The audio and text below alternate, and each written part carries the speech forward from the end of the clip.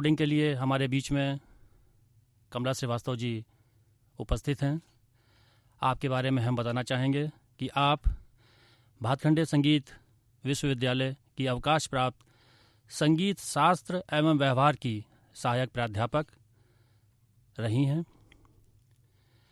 आप शास्त्रीय, सुगम और लोक संगीत तीनों ही विधाओं की जो हैं वो एक अच्छी कलाकार और विद्वान हैं। आपको संगीत नाटक अकादमी द्वारा लोक संगीत की विशिष्ट सेवाओं के लिए योगदान के लिए सन 2001 में अकादमी सम्मान से विभूषित भी किया गया है। आपने भारत के सभी प्रदेशों के साथ साथ यदि विदेश की बात की जाए तो श्रीलंका में अपना मंच प्रदर्शन प्रस्तुत किया है। अवधी, भोजपुरी और खड़ी बोली की आप कवयित्री के रूप में ज़्यादा जानी जाती हैं। आपने एक पुस्तक का भी लेखन किया है, वो है गीत वाटिका। आपके साथ आज रिकॉर्डिंग कार्य के लिए हमारे बीच में कुछ कलाकार यहाँ पर आए हुए हैं।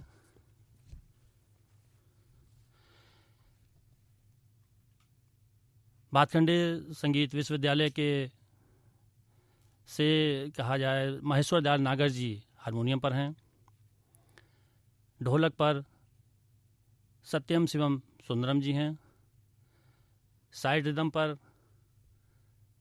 आपका नाम शोभनाथ चौरसिया जी यहाँ पर मौजूद हैं और बांसुरी पर विमल कांत जी मौजूद हैं।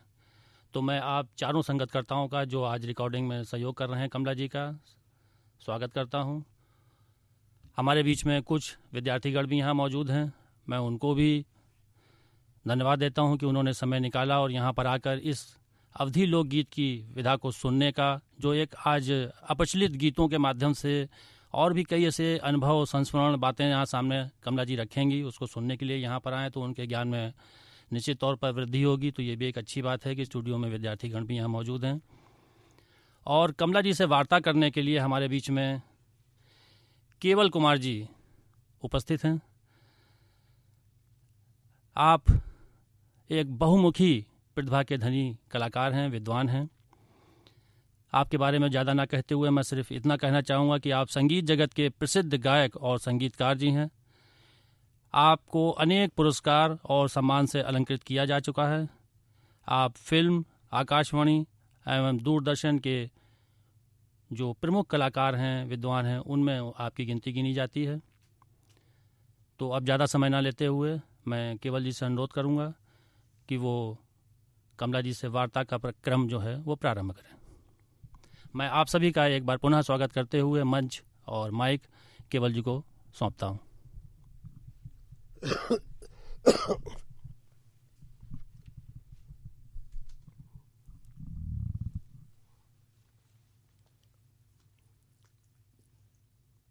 शुरू करें।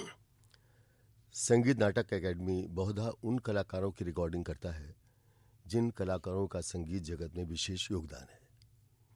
इसी श्रृंखला में आज सुश्री कमला श्रीवास्तव स्टूडियो में विराजमान है और उनका साक्षात्कार किया जा रहा है, जिससे श्रोताओं को विशेष जानकारी मिलेगी और लोकगीतों का सही स्वरूप भी समझ में आएगा, ऐसा मैं सोचता हूँ।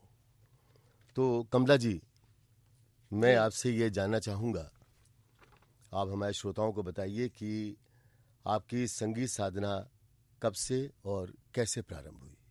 पहले मैं आपको नमस्कार करती हूँ और ये केवल जी बताती हूँ कि मैं करीब 8-10 वर्ष की थी, तभी से लोक संगीत हमारे घरों में गौनहरियाँ जिनको कहते हैं, ढोलक बजा के हर पर्व पे आती थी, हर फंक्शन में आती थी, तो मैं उनको सुना करती थी। तो मैं एक दिन गा रही थी घर में, हरियाले पतरियाना पतरियाले हरियाना। तो मेरी बुआ ने, जो कि वो बहुत अच्छा गाती भी थी, उन्होंने कहा कमला ये क्या कर रही हो, बहुत डांटा मुझे। तो कहनी ये ऐसे नहीं है, ये गीत को बिगाड़ना नहीं चाहिए। वो गीत था, कुछ ऐसे था, हरी हरी दूबिया पे हरी हरी पतियन पे मैया जेवना जेवे मैया जेवना जेवे हो, ऐसे कुछ था।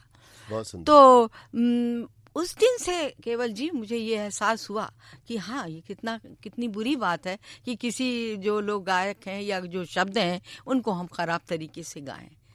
उस दिन से आज तक फिर मेरे जहन में लोक संगीत के प्रति प्यार तो हुआ ही, और मैं सीखने भी कोशिश करती हूँ। मैंने तो बहुत लोगों से सीखा, आपसे भी बहुत कुछ पाया। तो अच्छा, आप ये बताइए कि शास्त्रीय संगीत, सुगम और लोक, ये तीनों विधाओं में आप आकाशवाणी के कलाकार कैसे बनी? जी, प्रारंभ से ही मैंने संगीत, शास्त्रीय संगीत सीखा। 7 वर्ष की उम्र में हमारी बड़ी बहन डॉक्टर मालती लाल को कोई सिखाने आते थे। तो मैं एक दिन, 7 वर्ष की उम्र थी मेरी, और मैं ये गा गई, सारी गारी सारी गारी सारी गारी सानी दा म प दा प म प दा प म प दा प म गारी सा नी सारी सा सारी मारी रे म प म प नी प प नी सा नी सारी सा। ये ताल में लगा गई और मास्टर साहब आए पूरी अच्छी तरह से। अब इस समय जो गा रही हूँ शायद उस समय भी ऐसी गाई होगी, 7 वर्ष की उम्र में, मैं नहीं पता।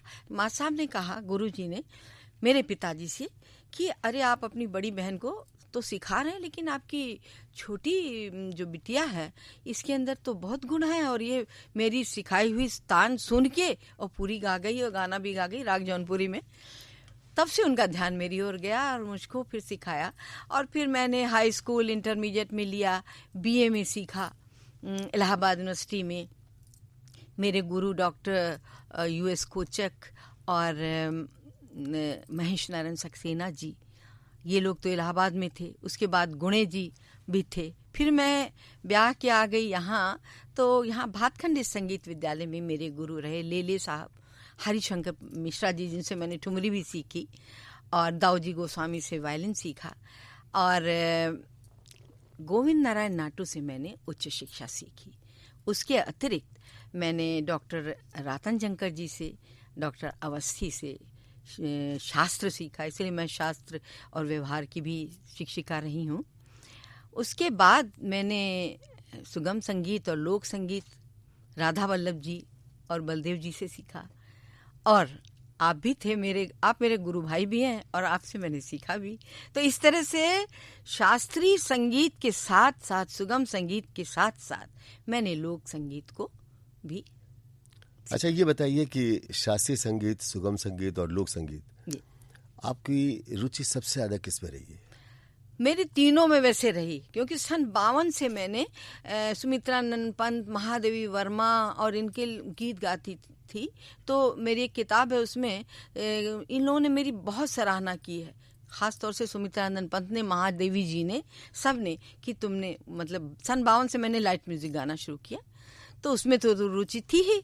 उसके बाद शास्त्रीय संगीत में जब मैंने यहाँ सीखा, 80 से मैंने लखनऊ से शास्त्रीय संगीत गाना शुरू कर दिया। और एक बात आपको बताऊं, इलाहाबाद में पहले लोक संगीत का कोई अलग से नहीं होता था। सन 53 में मैंने एक गीत गाया था वहाँ, लोकगीत का, वो भी दूसरी भाषा का था, यानी भोजपुरी का था, वो भी अपनी बहन ही है। तो वो मैंने एक लाइन सुना दूं कहिए, वो मैं लोकगीत मैंने यहाँ से आकाशवाणी में गाना शुरू किया। वो ये था भैया,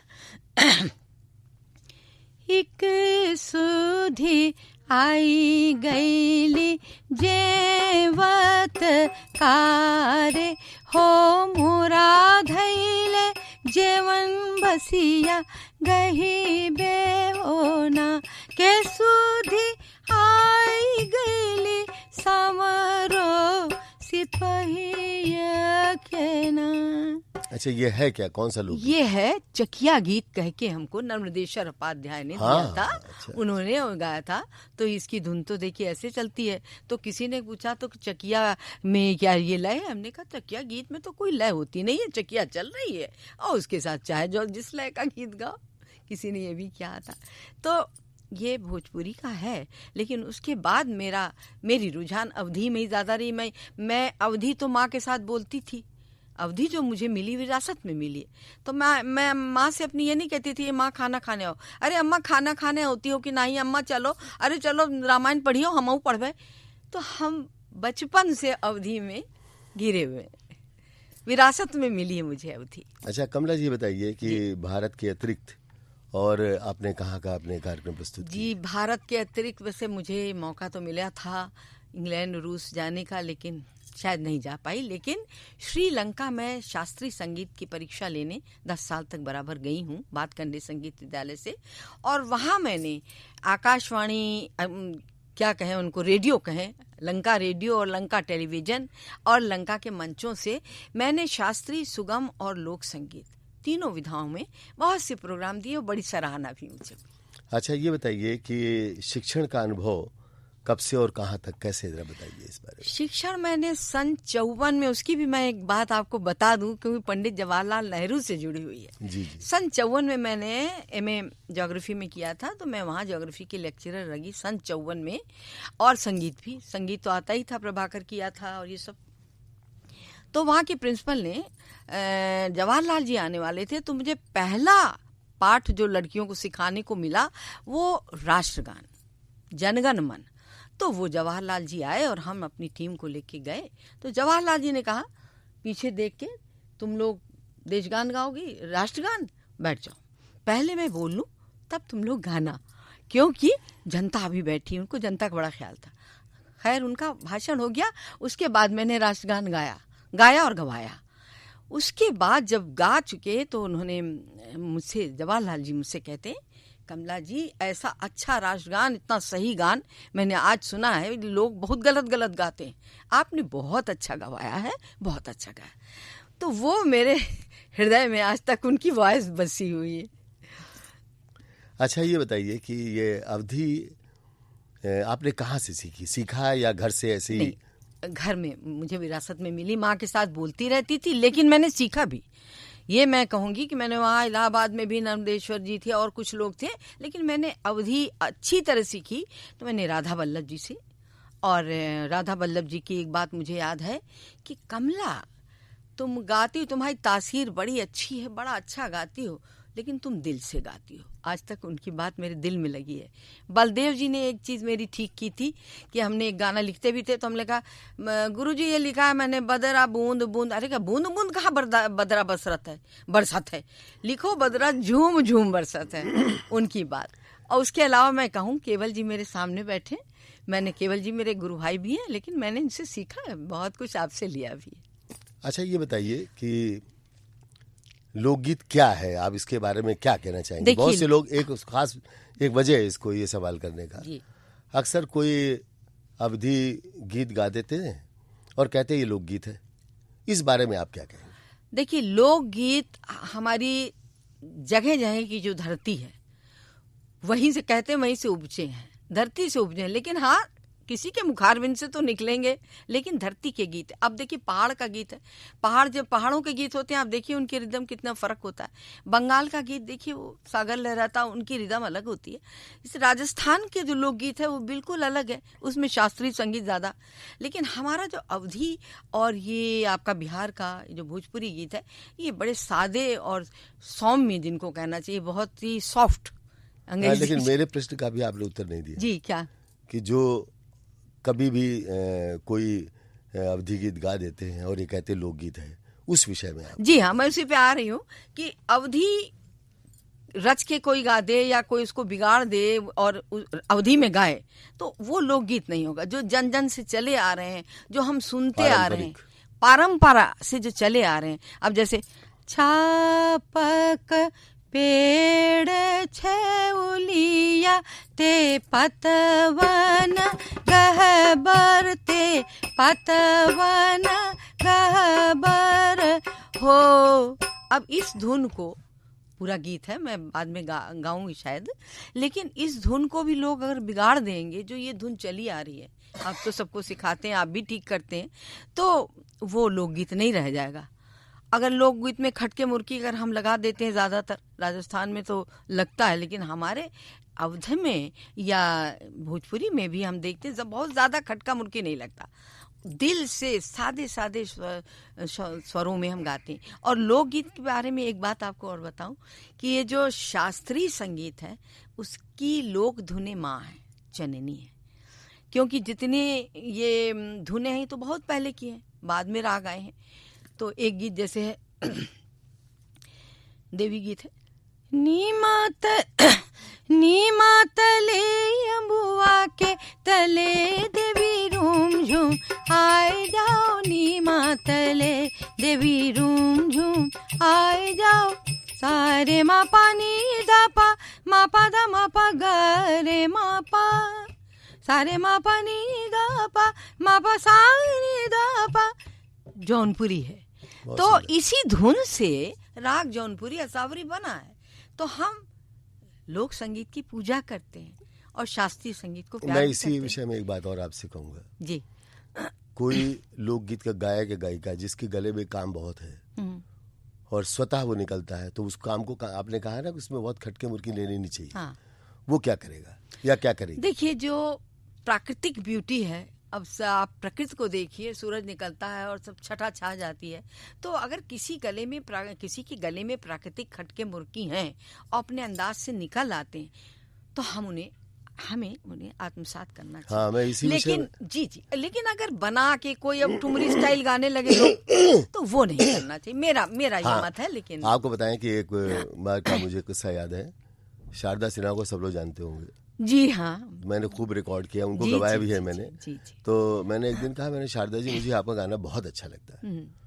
बोले अरे आप मेरी तारीफ क्यों कर रहे हैं? मैंने क्यों? कह रहे सब लोग तो कहते हैं मैं शास्त्रीय संगीत के ढंग से गाती हूँ और आप बहुत तारीफ करें। मैंने कहा मैं इसलिए कह रहा हूँ कि जो भी आपके गले का फ्लो है, जो आपने रियाज किया या जो कुछ या ईश्वर ने जो दिया है, तो जाहिर है उस ढंग से जो आपके गले का काम है वो तो सामने आएगा ही। जी। और वो इतना सुर में और इतना अच्छा लगता है कि मैं मजबूर हूँ कहने के लिए। अच्छा, साथ में ये भी है कि जो गले का काम उसके साथ भाव भी नहीं बिगड़ रहा है, तो अच्छा तो लग ही रहा है।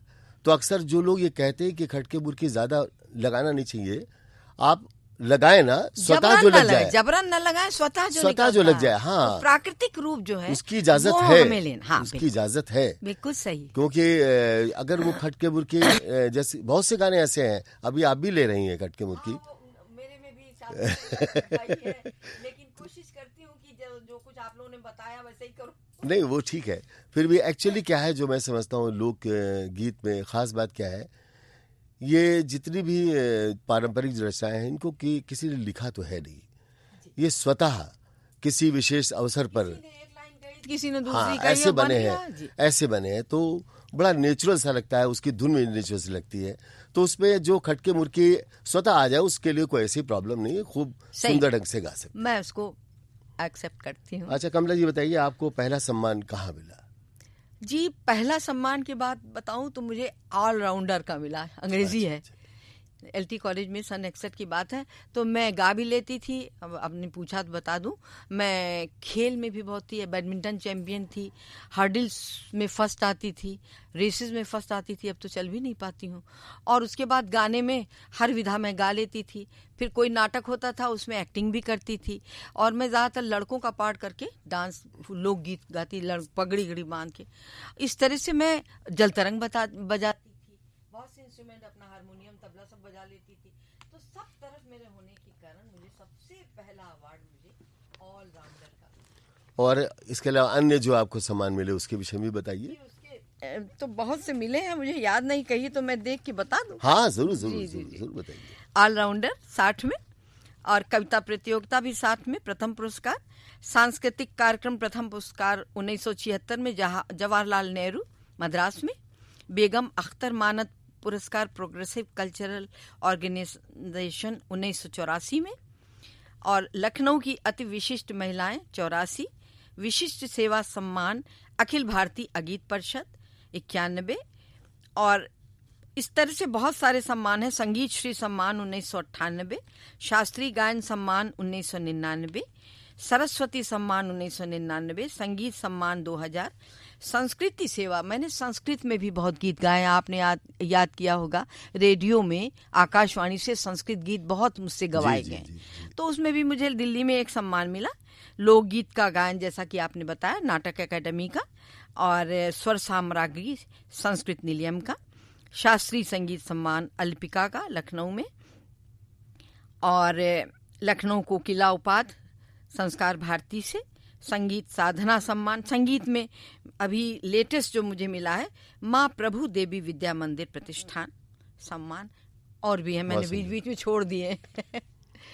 अच्छा, एक और आपसे प्रश्न पूछा जाता हूँ कि लोक संगीत की ओर लोगों का या आज की पीढ़ी का रुझान कम क्यों है? क्या कारण आपके नजर में है? मैं जरूर बताना चाहूंगी कि लोक संगीत की रुझान जो है उसका कम सुनना। देखिए, आप देखिए हर रेडियो से, हर टेलीविजन से, जहाँ देखिए फिल्म संगीत बहुत सुनाई, एफएम वाले भी यहाँ बैठे भी होंगे, वो भी फिल्म संगीत सुनाते हैं, सारे लोक संगीत भी सुनाते हैं, आता है, लेकिन हमारे हिसाब से वो कम आता है। तो जो चीज़ ज़्यादा सुनी जाएगी उसकी तरफ बच्चों का ज़्यादा रुझान हो जाता है। अब लोक संगीत के जैसे कि कार्यशाला, हम तो इस प्रयास में हैं, आप भी हैं, आप जो प्रयास कर रहे हैं उतना ही काफ़ी नहीं है। हमारी संगीत नाटक अकादमी ये जो प्रयास कर रहा है ये भी बड़ा अच्छा है, और करना चाहिए कि इसकी कार्यशालाएं हों।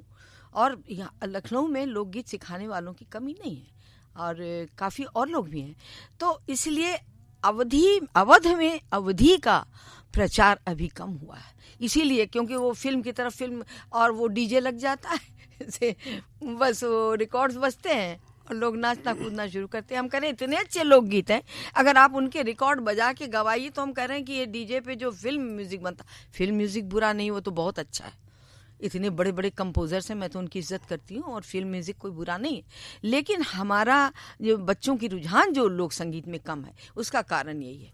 तो इसके लिए आप लोग और प्रयास करिए। मैं ये संगीत नाटक अकेडमी से खास तौर से मैं उनसे गुजारिश करना चाहूँगा, उनसे ये प्रार्थना करना चाहूँगा कि जैसे कार्यशालाएं होती हैं या जैसे आपकी रिकॉर्डिंग हो रही है, तो इस तरह की रिकॉर्डिंग जो है वो करके मार्केट में लाएं और उसका प्रचार सही ढंग से करें। जहाँ तक मैं समझता हूँ कि जैसे अभी आपने एफएम की बात की कि उसमें लोक संगीत का प्रसारण बहुत कम होता है, तो मेरा इसमें एक सुझाव भी है कि जब तक लोक संगीत को सही ढंग से रिकॉर्ड नहीं किया जाएगा, देखिए सुंदर सुंदर गायकों को जिनकी आवाज़ बहुत अच्छी है, जो बहुत भावपूर्ण गाते हैं, उनको बुलाकर के स्टूडियो में रिकॉर्ड कीजिए अच्छे अच्छे वाद्य यंत्रों के साथ भी, और उसको ब्रॉडकास्ट किए जाए। तो होता क्या कि रिकॉर्डिंग ही ऐसी नहीं होती है। अगर ऐसी रिकॉर्डिंग करना लोग शुरू कर दें तो मेरा ख्याल है कि इस तरह से लोक संगीत का प्रचार बहुत अच्छा होगा। मैं आपसे पूर्णतया सहमत हूं। अच्छा, इसके अलावा भी मैं ये कहूँगा कि मार्केट, ऐसा नहीं कि मार्केट में सीडीज अवेलेबल नहीं होंगी लोकगीतों की। जो अच्छे कलाकार हैं जिनकी सीडीज हैं उसको भी ब्रॉडकास्ट करें, और लोक संगीत का कुछ चंक स्पेशल निकालें, अपने यहाँ समय निकालें और उसमें उसको प्रसारण उसका करें, तो काफी अच्छे ढंग से उसका प्रचार प्रसार दूरदर्शन पे भी और अधिक होना चाहिए। हाँ, होना चाहिए। मुझे लगता है वो कि एक विजुअल चीज है, सामने दिखती है तो लोगों को अच्छा लगता है। हाँ, उसमें भी कम आता है। हाँ, लेकिन उसमें भी एक चीज मैं जरूर कहूँगा कि कोई भी जो भी लोकगीत रिकॉर्ड किया जा रहा है वो सही है कि नहीं, ये भी इस पे भी ध्यान देना चाहिए। कुछ भी किसी ने कैसे भी गा दिया, उसके शब्द भी गलत हैं, धुन भी गलत है। ये आपने बहुत अच्छी बात कही। मैं आपको रोक के एक बात बता रही हूँ कि मैंने कई लोगों को सुना है कि वो रेडियो से गा रही हैं, अब मैं सुन रही हूँ, मैंने कहा हाय दैया, इतनी गलत धुन क्यों गा रही हैं बिटिया, लेकिन मैं क्या करूँ, मैं तो मजबूर हूँ। तो लोगों को, बच्चों को भी जो गाते हैं उनको भी सोचना चाहिए कि हम ये लोग कहते हैं कि लोक संगीत सीखने की चीज नहीं है, आप सीखते हैं, बचपन से सीखते हैं, लेकिन उसकी जो बारीकियां समझना, मैं अभी तक सीखती हूँ, मैं अपने शिष्यों से सीख लेती हूँ, तो ये सीखने की कोई उम्र नहीं होती। तो मैं आपकी बात फिर कहूंगी कि जो आप कह रहे हैं, इतना अच्छा कह रहे हैं कि लोकगीत भी सीखना चाहिए। हाँ जी, इसमें कोई शक नहीं। अच्छा, ये बताइए कि आपने आकाशवाणी से लोक संगीत कब से गाना शुरू किया? बताया था ना मैंने, वो सन 53 में मैंने आकाशवाणी इलाहाबाद से गाया था। ये तो बचपन की बात जी। उसके बाद फिर यहाँ आके जब मैं as a graded artist, G graded artist, ये करीब सन 67-68 की बात होगी, जब मैं यहाँ ब्याह के यहाँ आई, 62 में आई। उसके बाद सन 67-68 में यहाँ का मैंने ऑडिशन, पूरी तरह से नहीं याद नहीं भैया, लेकिन मैंने यहाँ पास किया और उसके बाद मैं गाने लगी, और उसके बाद कुछ दिन के बाद एक बी हाई का ग्रेड का होता है वो भी दिया, उसमें भी पास हो गई, तो मैं गाती रही। अच्छा, एक प्रश्न और पूछूंगा जी। अक्सर लोग ये कहते हैं कि जो आधुनिक वाद्य यंत्र हैं उनका लोक संगीत में प्रयोग नहीं होना चाहिए। जी जी। इस विषय में आप क्या महत्वपूर्ण मेरा ख्याल है कि आधुनिक वाद्य यंत्र में भी सुर तो वही है, सुर तो हर जगह वही है। जहाँ सुर है, सच्चा सुर, सच्चे सुर में भगवान मिलते हैं। लेकिन मेरी अपनी धारणा है, शायद मेरे साथ में वो जो सिंथेसाइजर होता है उसको मैं बर्दाश्त इसलिए नहीं कर पाती हूँ कि मैं शायद उसको कंट्रोल नहीं कर पाती। मैं आपके प्रोग्राम देखती हूँ, आप करते हैं कई बार, अच्छा लगता है, लेकिन बहुत से लोग उसको सही ढंग से प्रयोग नहीं कर पाते। हाँ, बस यही बहुत सही बात है। यही बात है। लेकिन कोई भी इंस्ट्रूमेंट बुरा नहीं, हम कह रहे हैं शास्त्रीय लोक संगीत के साथ अगर तानपुरा बजता है या सितार या वायलिन बजता है तो क्या वो सुर है? तानपुरा बजता है, एक किसी ने कहा अरे लोक संगीत के साथ तानपुरा, हमने कहा अरे तानपुरा कोई वाद्य थोड़ी, वो तो सुर है, सुर बज रहा है, लोक संगीत के साथ सुर। नहीं, मैं आपको बताना चाहूंगा कि जब मैंने लोक संगीत का ऑडिशन दिया जी, उस समय आकाशवाणी में हारमोनियम नहीं था, और लोक संगीत का भी मैंने तानपुरे पे ऑडिशन दिया। क्या बात है। ये मैं आपको 1960 की बात बता रहा हूँ। ये हारमोनियम तो बहुत बाद में आया है। और हुआ है। अब जो मैंने आपको बताया, गौनहरिनी आती थी तो ढोलक और मजीरा लटका के आती थी, इतना अच्छा गाती थी, इतने सुर में। लेकिन हारमोनियम की अपनी अहमियत है। मैं तो कहती हूँ हारमोनियम अब होना ही चाहिए, सुर में उसको बांध ले और होना चाहिए। अच्छा, ये बताइए कि लोक संगीत का संबंध अगर कुछ है आप शास्त्रीय संगीत से बताना चाहते हैं या कुछ ऐसे कुछ सुनाना चाहते हैं उस विषय में? जी कुछ हाँ, गीत मैंने पहले तो भी अभी अच्छा आपको रहेगा। बताया हाँ। था कि हमारी जो लोक संगीत है, शास्त्रीय संगीत की जननी है, माँ है, मैं उसकी पूजा करती हूँ। तो एक कोई सा भी गीत, मैं आप कहेंगे भोजपुरी सुना रही हो, लेकिन भोजपुरी भी हमारी बहन तो है, अवधि की। नहीं, बिल्कुल सगी बहन है, ऐसी सगी क्या बात बहन है। है। तो एक, क्योंकि मुझे अभी वही याद आई, तो इसलिए मैं एक उसका गीत सुना देती हूँ। जरूर सुनाए। कैसे खेलई जइबो सावन माँ कजरिया, बदरिया घेरिया नदी, पानी सारे ग सारे पमा ग सा, खेलन जई हो सावन माँ, पानी सारे ग सा, नीर भरन कैसे जाऊं सखीरी अब ने, पानी सारे गने सा, वही स्वर है। अब उसी से ये धुन, इसी तरह के हमारे यहाँ भी धुनें हैं, लेकिन ये एक मिर्जापुरी कजरी है। तो ये राग तिलक कामुद है। तो तिलक कामुद कहाँ से आया? इसी धुन से, कैसे खेले जेबू सावन में कजरिया। इसी तरह से पीलू राग, जितना ये निबिया तरे डोला, जाने कितने हैं, बहुत समय लगेगा इसके लिए। आप ये सावन गा रही हैं, हाँ। मैंने एक दिन सुना और मुझे बड़ा अजीब सा लगा। क्या? जैसे अब की सावन सैया घर से न, अरे भाव नहीं है। बताइए, ये कोई बात है? और गा रही, और मैंने कहा भाई ये तो सही नहीं है, भाई हम तो ऐसे ही गाते हैं। अरे हमने अब के सावन सैया घर से न निकल, सुनेगा ना जाओ मोरे महाराज रे। अब कहाँ ये भाव, कहाँ ऐसे गा रहे हैं बताइए। हाँ। ना जाओ, इसमें कितना भाव तो है? जाने वाला अपने आप रुक जाएगा। मीन है, मीन है, लेकिन हम कह रहे हैं शास्त्रीय संगीत की मीन नहीं है, वो हमारी लोक संगीत में भी है। अच्छा, तो कमला जी आज आप हमारे श्रोताओं को क्या क्या सुनाएंगे, ये बता दीजिए आपसे। जी, मैं ये सोच रही हूँ कि इन लोगों को मैं शुरू से गाने ले लूँ, जैसे कि देवी गीत के कुछ हैं, गीत हैं, उसके बाद सरिया होती है। सरिया गीत एक ऐसा होता है जो कि सोहर के पहले गाया जाता है, मतलब जब बच्चा उधर में रहता है तभी गाया जाता है, उसको साधे भी कहते हैं। तो एक सरिया गाऊं, फिर कुछ सोहर गा दूं, और फिर ज्यादातर फिर कजरी अजरी पे। अच्छा, मतलब आपका है जन्म संस्कार, कुछ विवाह संस्कार, जन्म संस्कार, कुछ विवाह संस्कार। अच्छा, फिर पर्व और ऋतु के गीत गाएंगे, जो कि कम गाए जा रहे हैं। मेरे पास कुछ ऐसे गीत हैं जो कि अब नहीं गाए जाते हैं, उनको भी, जैसे न्योता गीत है, अरी अरी काली कोयलिया निवत देव आवहु रे, कोयलरी आज मोरा पहिला बिया। अब ये कहाँ कोई गाता ही नहीं। हाँ। तो मैं सोचे एक आध गीत ऐसे गा दूं, आपका ख्याल लगा। बहुत अच्छा, मैं यही चाह रहा था जी कि जैसे जन्म संस्कार, विवाह संस्कार, ऋतु, पर्व, जाति एवं श्रम और अन्य प्रकार के सभी थोड़ा थोड़ा आप जरूर गाएं, ताकि श्रोताओं को अच्छा उनको उनको ज्ञान हो जाए कि एक्चुअली लोकगीतों का सही ढंग क्या है, सही इसके शब्द क्या, उसका उच्चारण क्या है। बहुत अच्छी बात आपने कही, मैं इसका ध्यान रखूंगी। आपसे इस बात की अपेक्षा की जाती है। धन्यवाद।